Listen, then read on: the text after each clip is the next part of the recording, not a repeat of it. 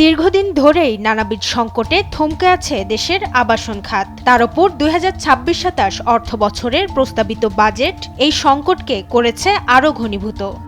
মাননীয় সদস্যবৃন্দ, নতুন বাজেটে বিলেট থেকে উৎপাদিত প্রতি মেট্রিক টন রডের ওপর ভ্যাট ২৭০০ টাকা থেকে বাড়িয়ে ৩৪০০ টাকা করার প্রস্তাব করা হয়েছে। সেই সঙ্গে বাজেট পরবর্তী ইট, সিমেন্ট সহ প্রধান নির্মাণ সামগ্রীর মূল্য বেড়েছে প্রায় ১০ থেকে ১২%, যার প্রভাব পড়েছে আবাসন খাতে। ৬০% মতো কমেছে ফ্ল্যাট বিক্রি।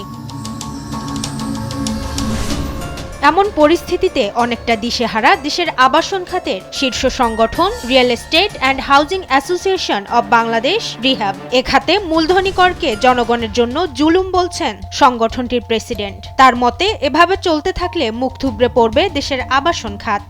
ফ্ল্যাটের ট্যাক্স যদি ১.৫ কোটি টাকা দিতে হয়, কত টাকা আপনার ফ্ল্যাটগুলোর দাম? 10 কোটি টাকা।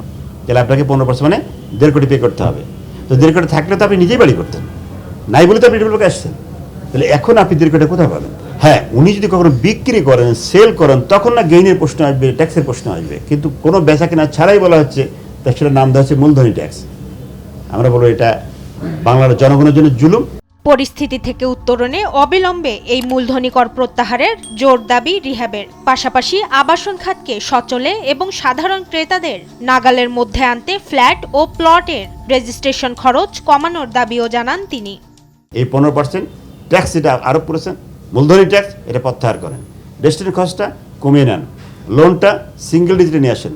তাহলে আলটিমেটলি দেশ উপকৃত হবে, দেশের মানুষ উপকৃত হবে।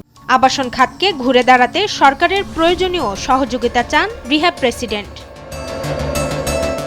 মাকদুরা মিতি, দেশ টিভি, ঢাকা।